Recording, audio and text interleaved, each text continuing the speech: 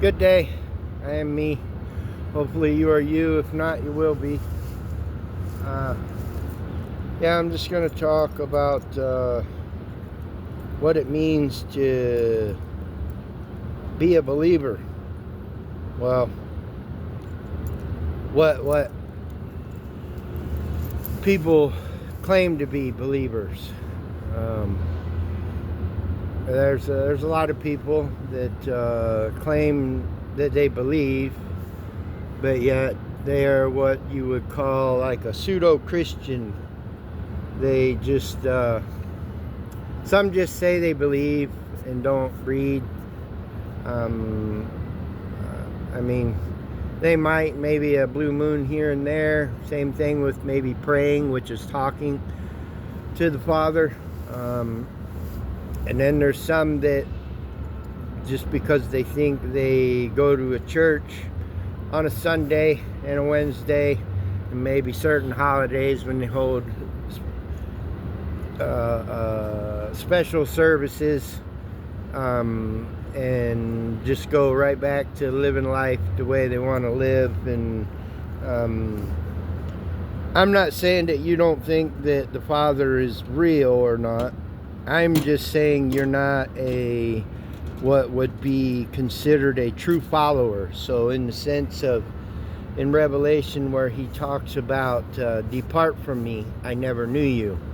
That's kind of what he's talking about. That's part of it. The other part is because if you're actually truly seeking him and his truth and his ways, his desires, you also come in a part of your walk to where you will study into the name, what his name actually is, who he is, and that'll play a huge factor then too, because if you don't know it, I'm not saying that if you ain't that far that that's up to him. That's not for me, but I'll do the name in a whole video in itself one day, because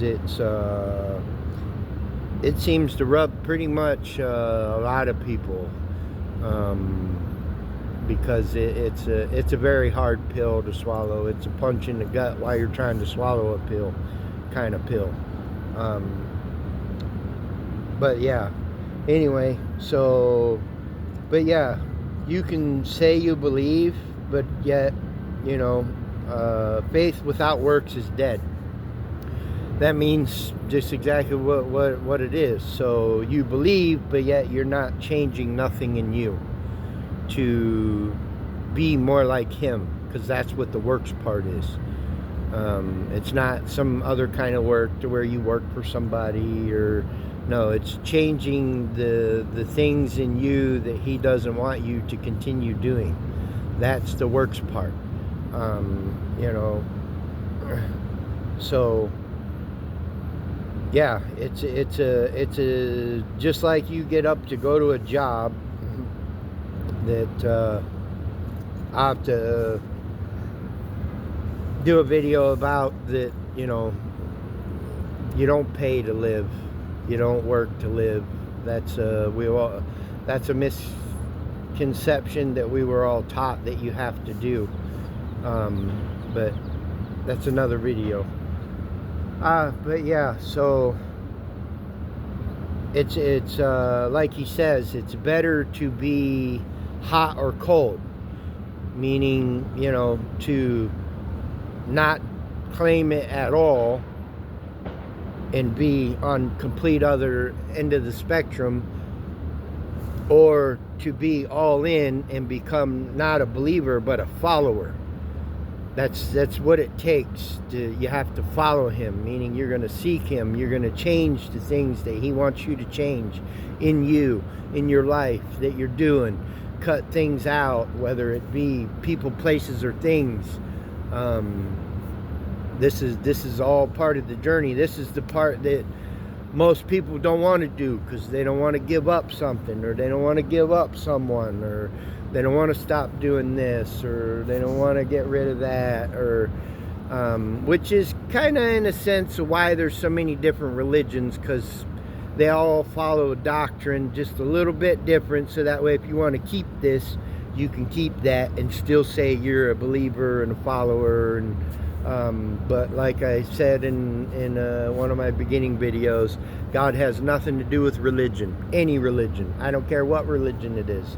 It tells you in His Word that He don't have nothing to do with religion, because He's a spirit, and you are too, and you're to seek Him in spirit and in truth. But so yeah, just I mean, it's better to be all in or all out, in His own words, because if you're lukewarm, He'll spew you out of His mouth, because you're neither hot nor cold. I'm not saying that you shouldn't, be all for the darkness, because I was there, did it, done it, walked through it, experienced it, and know the outcomes of what it provides, and what the end game reward is, and I promise you, it's not anything pleasant.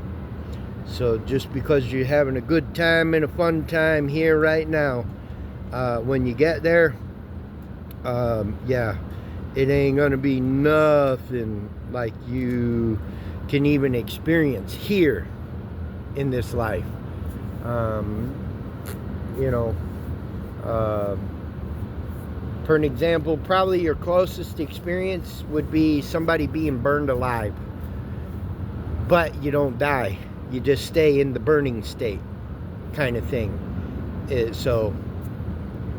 But yeah. But but I don't really want to get into all the depths of hell, because that's not where I'm trying to get you to do. I'm trying to get you to realize there is a better way. There's an easier way. There's a loving way, a peaceful way, a joyous way.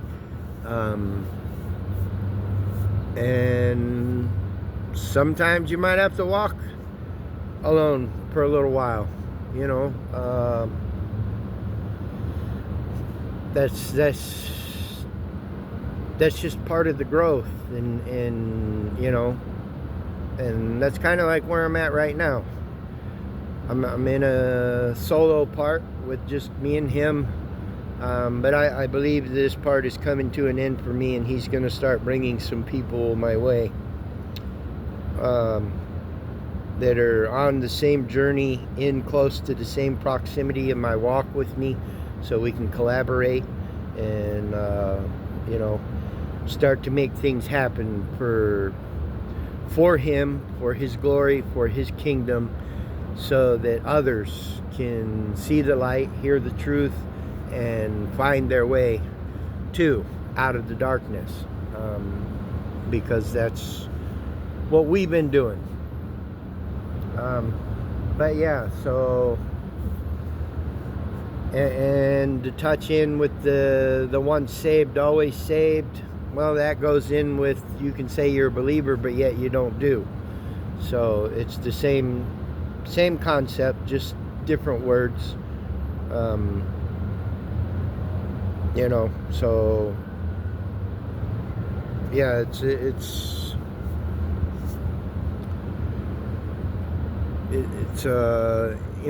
it's like saying, well, I said a sinner's prayer, which isn't what you have to do to be saved.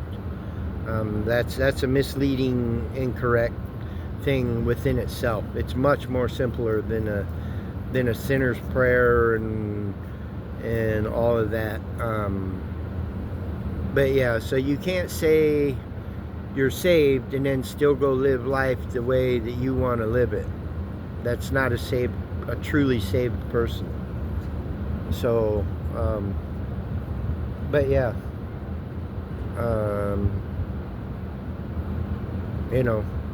so if you want to gamble, I don't know if you can see the signs on the building. There's plenty of gambling here in this town.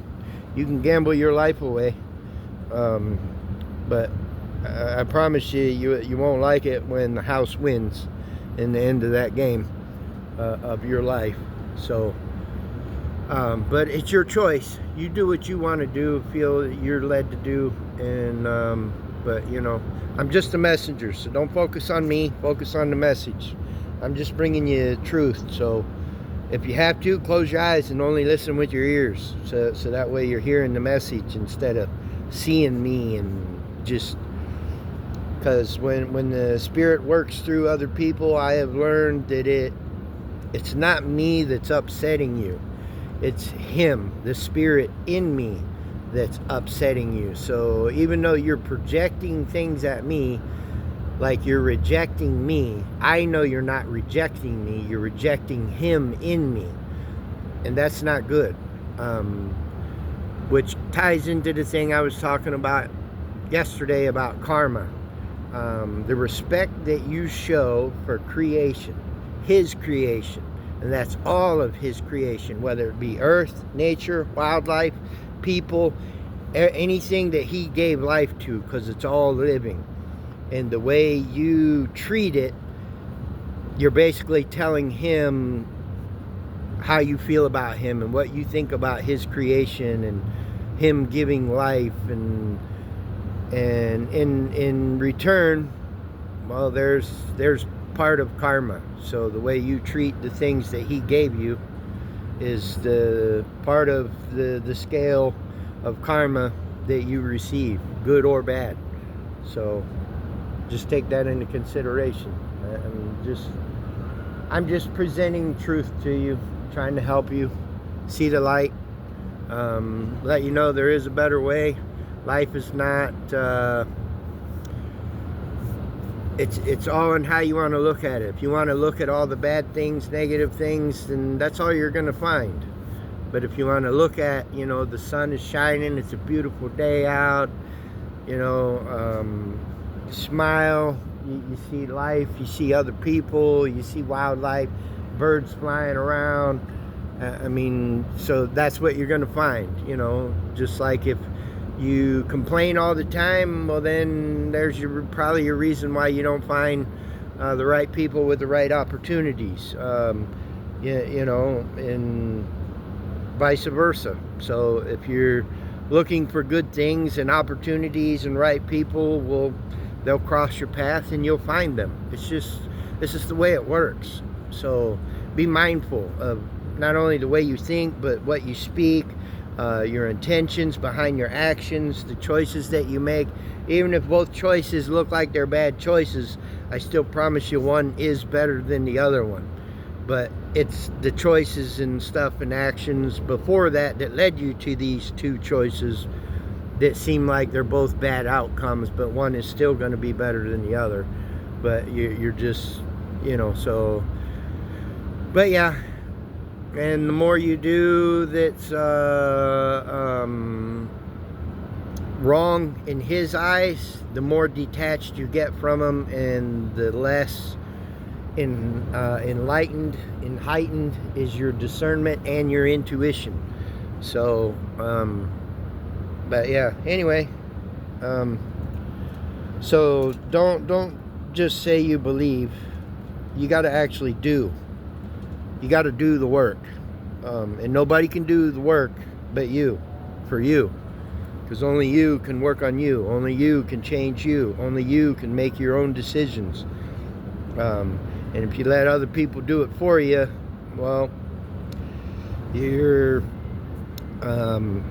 hopefully you would be around the right people if you're letting other people guide you like that, and not the wrong people. But most people are not, because most people are running around lost, blind, deaf, in the dark with a veil over their head and can't see or hear the truth.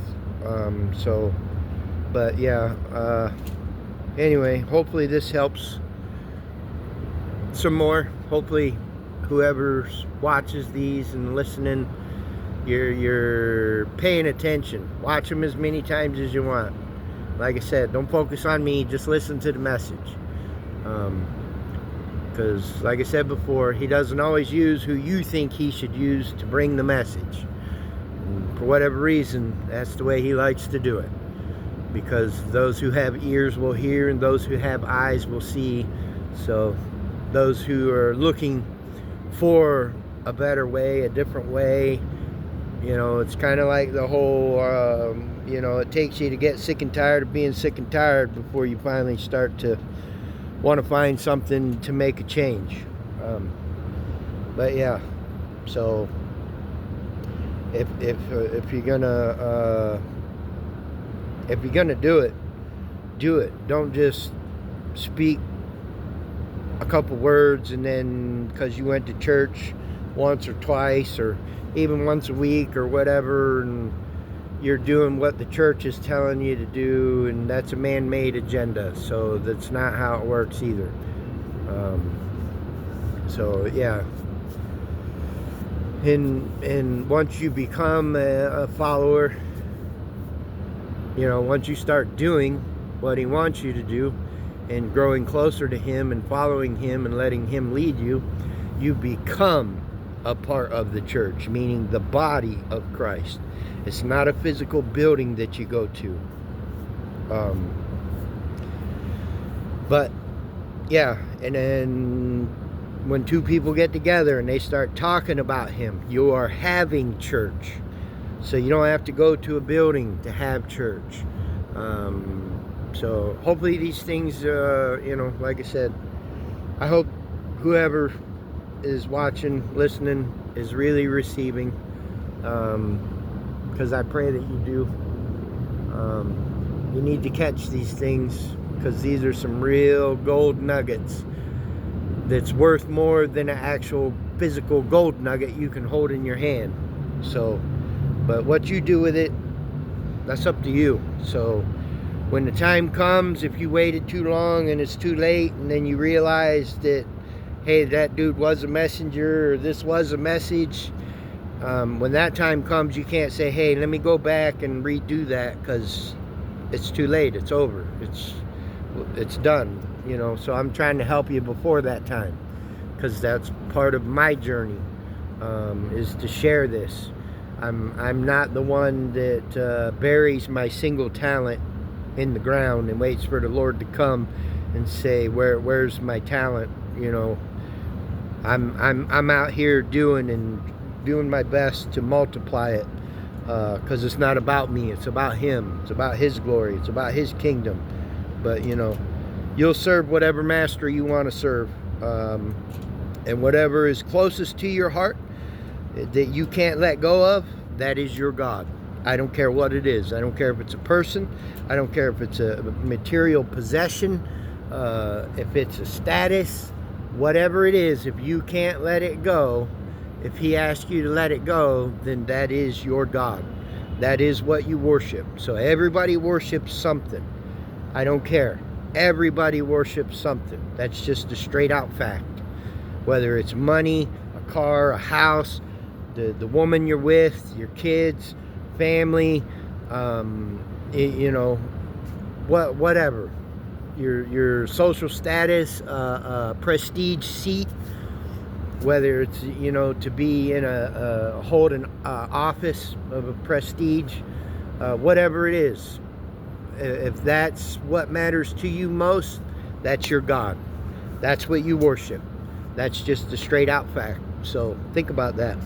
So, you know, do you want to worship something that can't do nothing for you, that can't save you? Or, you know, or you worshiping something that's pulling you down, keeping you, you know, trying to drag you, because misery loves company. That's what hell's all about. They don't want to be there by themselves, because it's a miserable place to go to be. So, but yeah. Anyway, open mind, receive, open your eyes, ears, listen, focus on the message. It's all real. I promise you, it's all real, whether you want to believe it or not, and hopefully you get it before the day comes and it's too late. So, but yeah, peace, love, and light. Shalom.